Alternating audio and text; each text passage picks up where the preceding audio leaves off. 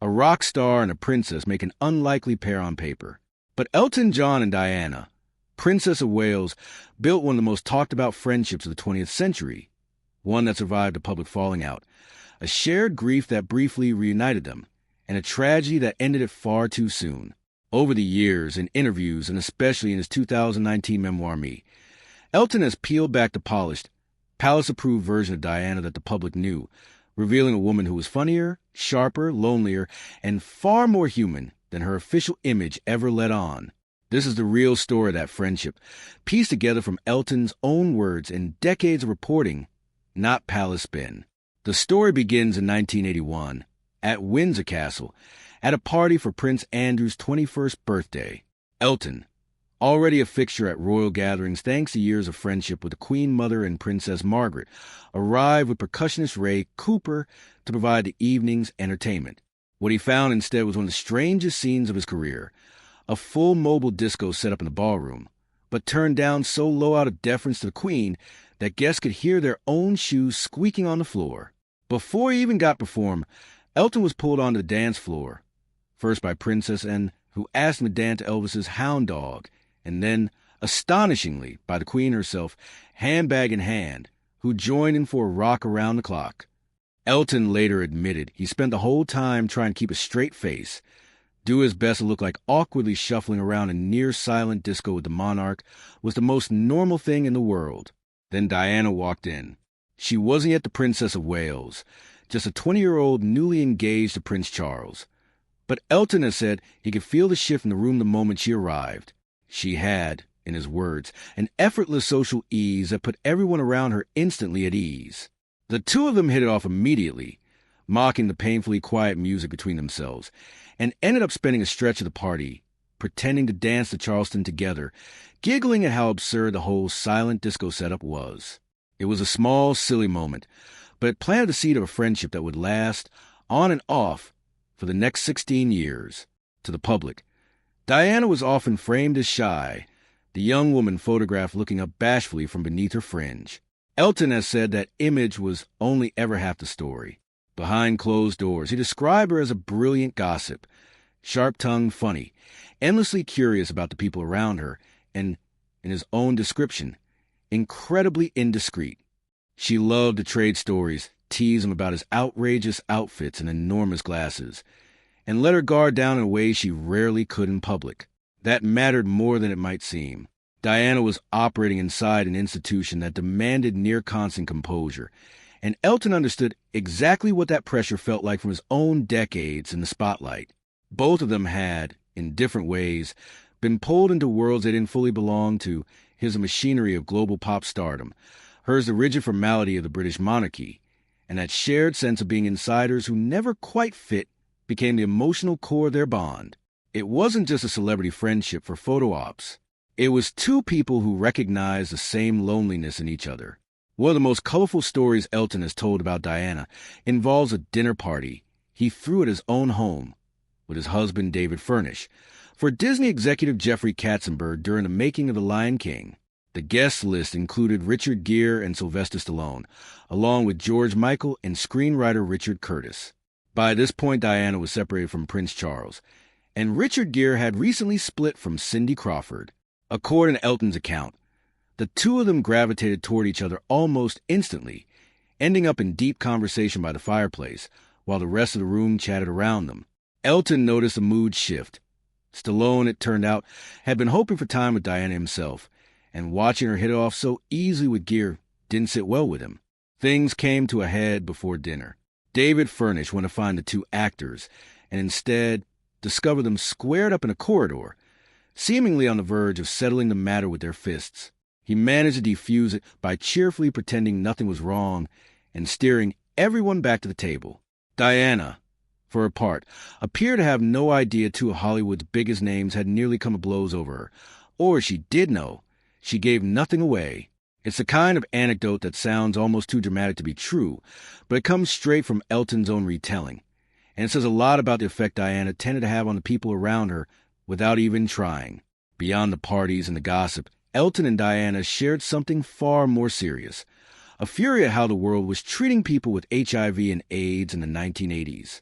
Elton was losing friends across the music and fashion industries at a time when misinformation about the virus was rampant, and those who were sick were often abandoned by their own families and treated as untouchable.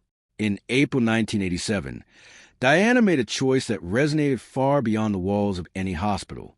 She opened one of Britain's first dedicated HIV/AIDS units at London Middlesex Hospital and shook the hand of the patient without wearing gloves, a small gesture that, at the time, sent shockwaves through a public terrified of casual contact with the virus. It directly contradicted the fear-driven narrative of the era and helped shift public understanding of how HIV actually spreads. She went on to visit AIDS patients regularly, often without press present, sitting with them, listening to them, and treating them with a basic dignity many had stopped expecting from anyone, let alone a member of the royal family. That work inspired Elton to launch the Elton John AIDS Foundation, and for years afterward, the two of them supported each other's efforts in the fight against the disease, using their fame, deliberately and pointedly, for something more than headlines. It's this period that makes the eventual falling out between them feel so unexpected. By the mid-1990s, Diana was in the middle of a painful and very public divorce from Prince Charles, and Elton was putting together Rock and Royalty, a photography book meant to raise money for his AIDS Foundation, featuring images shot by his close friend, designer Gianni Versace. Diana initially agreed to write the book's foreword, a natural extension of the cause they'd both championed for years. But shortly before publication, she withdrew. The book included images of semi-nude male models, and according to Elton's own account in Me, Buckingham Palace was uncomfortable with a royal being publicly associated with it. Elton has written that Diana claimed she hadn't fully understood what the book contained, but he didn't believe that, insisting Versace had shown her the entire project in advance, and that she'd said she loved it. Elton was furious. He wrote back to her directly, telling her exactly how much money her withdrawal had cost his foundation, and reminding her that she'd already seen and approved the material.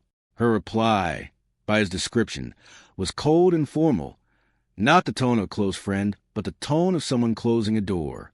What followed was several months of total silence between two of the most famous people on the planet. Neither called the other. It was, by Elton's own account, one of the more painful stretches of his life, not because of the money or the book itself, but because he missed her.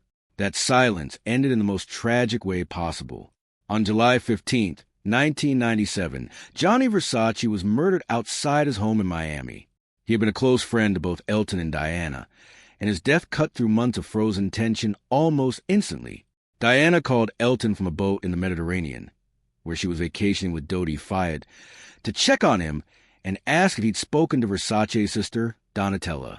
She told him their falling out had been silly, and just like that, the rift was over.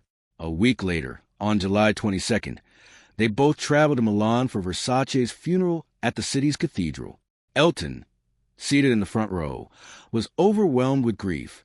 Diana sat beside him, and in a moment that was captured on camera and broadcast around the world, she reached over and put a comforting hand on his shoulder as he wept. It became one of the more quietly iconic images of their friendship. Two of the most photographed people alive, in a rare moment of unguarded vulnerability. Caught on film almost by accident, they left the funeral having made plans to reconnect properly and catch up on everything they'd missed. Neither of them knew it would be the last time they ever saw each other. In the early hours of August 31st, 1997, Elton was asleep at his home in Nice when his fax machine went off. The message from a friend expressed sympathy over the awful news Elton hadn't yet heard. He turned on the television and saw the reports coming out of Paris. A car crash in a tunnel, photographers involved, Princess Diana injured.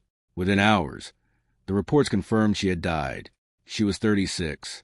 Elton has spoken about the surreal horror that morning, how just 6 weeks earlier they'd been standing together in Milan, making plans for the future, and now she was simply gone. The months they'd spent not speaking over the Versace book weighed on him heavily. He said more than once that he regretted wasting that time on a disagreement that, in hindsight, meant nothing next to friendship itself. In the days that followed, as mountains of flowers piled up outside Kensington Palace, Elton got a call from Richard Branson, who told him mourners were writing lyrics from Candle in the Wind, Elton's 1973 tribute to Marilyn Monroe, and the condolence books left for Diana. Branson asked whether Elton would consider rewriting the song for her funeral. Elton called his longtime songwriting partner, Bernie Taupin, and together they reworked the lyrics, opening with the now famous line, "Goodbye, England's Rose."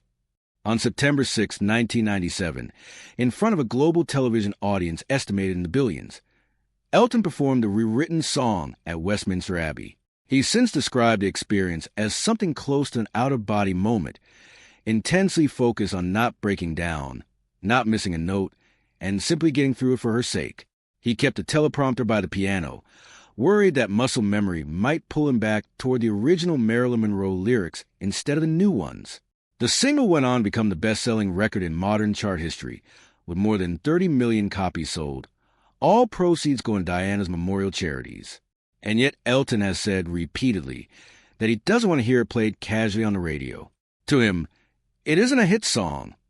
It's a memory of the worst day of his life, and he's made clear he won't perform that version again unless her son specifically asks him to. After the funeral, Elton turned his attention to Diana's two sons, then 15 and 12, who had just walked behind their mother's coffin in front of the entire world. He's spoken about feeling a lasting sense of obligation to protect them from the kind of press intrusion that shadowed Diana for most of her adult life. Over the years, he became a steady, if often quiet, presence for both princes, offering his homes as places where they could simply be young men away from cameras. That protectiveness became public again when Prince Harry began his relationship with Meghan Markle, and the couple started facing intense media scrutiny that many observers compared directly to what Diana had endured. Elton spoke out in their defense and offered them use of his home in Nice, saying plainly that his closeness to their late mother left him feeling a responsibility to shield her son from a repeat of what he'd witnessed decades earlier. Prince Harry has since written about moments with Elton in his own memoir, including a small, telling detail. Elton looking at Harry's son, Archie, and remarking on how much the baby resembled Diana around the eyes. Looking back across everything, the dancing at Windsor, the gossip, the age wards, the falling out, the funeral, Elton's account of Diana adds up to something more textured than the People's Princess headline the world settled on. He's described a woman who was funny, occasionally difficult, sometimes lonely inside an institution that prized duty over feeling, and endlessly generous with people society had decided to look away from. He's also been candid that their friendship, for all its warmth, wasn't immune to pride and misunderstanding. The months of silence over Versace book remain, by his own telling, one of his deepest regrets, a reminder that even the closest relationships need tending. What Elton's memoir and years of interviews ultimately offer is a scandal or a hidden secret. It's a more complete, more human portrait of someone the public spent decades reducing to a single image.